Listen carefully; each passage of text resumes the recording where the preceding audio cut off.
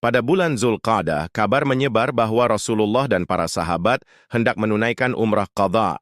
Semua yang pernah ikut Hudaybiyah diperintahkan berangkat, kecuali yang telah gugur syahid. Di samping mereka, hadir pula kaum muslim yang memang ingin melaksanakan umrah, sehingga total peserta mencapai sekitar 2.000 orang, belum termasuk wanita dan anak-anak. Madinah diwakili oleh Uwaih bin Abu Rahm al-Ghifari. Sementara Najiyah bin Jundab ditunjuk untuk mengurus hewan kurban sebanyak 60 ekor unta. Para sahabat mengenakan ihram sejak Zulhulaifah, melantunkan talbiyah yang menggetarkan hati, namun mereka juga menyiapkan senjata, waspada terhadap kemungkinan pengkhianatan Quraisy. Setibanya di Ujaj, seluruh senjata, pedang, tombak, perisai, dan anak panah diturunkan, diawasi oleh Aus bin Khawli al-Ansyari bersama 100 pasukan.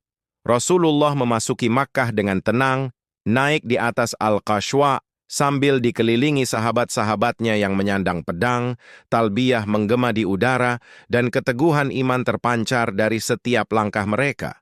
Orang-orang musyrik mundur sementara ke Bukit Qaiqan, saling berbisik cemas. Ada para utusan dari Yatsrib yang katanya digerogoti penyakit, namun mereka tetap teguh.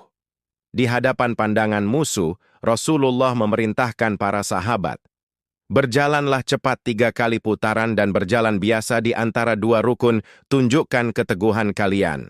Beliau juga memberi petunjuk cara mengenakan kain ihram.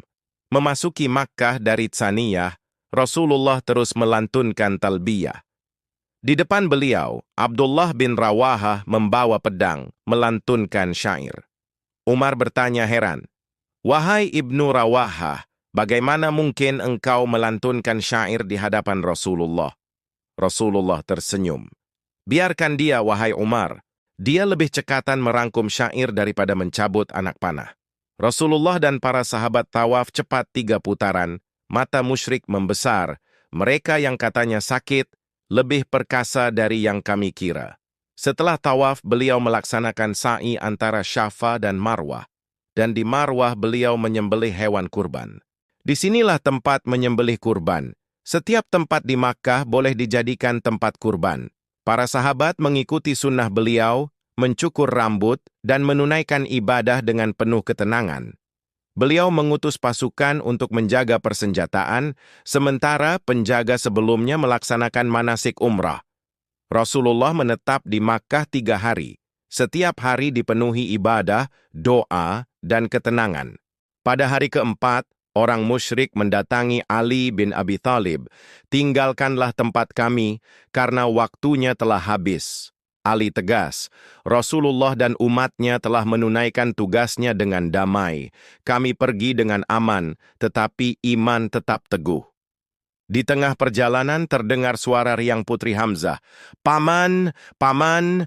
Ali bin Abi Thalib segera meraih anak itu, namun Ja'far dan Zaid juga ikut berebut memeliharanya. Rasulullah kemudian memutuskan dengan adil. Anak itu diserahkan kepada Ja'far karena bibinya adalah istri Ja'far.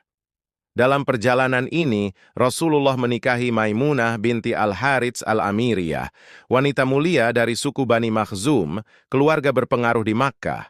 Pernikahan ini mempererat hubungan Rasulullah dengan suku-suku Quraisy yang netral atau belum bersatu dengan umat Islam. Sebelum masuk Makkah, beliau mengutus Ja'far bin Abu Thalib untuk menemui Maimunah.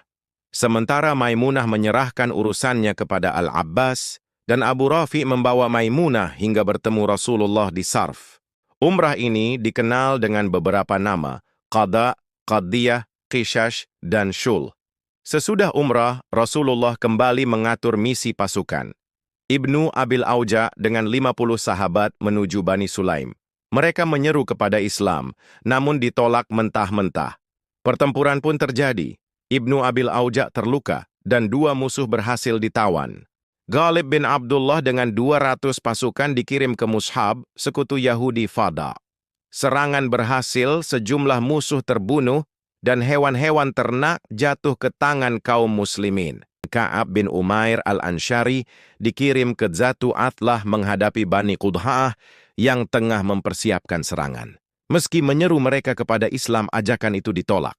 Hujan panah pun dilepaskan, hingga semua pasukan Muslim gugur syahid, kecuali satu orang yang berhasil lolos. Syuja' bin Wahb bersama 25 orang berangkat menghadapi Bani Hawazin, yang kerap membantu musuh-musuh Islam. Pasukan kecil ini berhasil memukul mereka dan memperoleh banyak hewan ternak sebagai ghanimah. Umrah Qadha menjadi bukti nyata bagaimana Allah menunjukkan jalan kemenangan. Dari perjanjian Hudaybiyah yang tampak merugikan, lahirlah kemuliaan Umrah Qadha yang menggetarkan hati musuh-musuh Islam. Dan dari kesabaran itu pula, Allah bukakan jalan menuju penaklukan yang lebih besar di masa depan.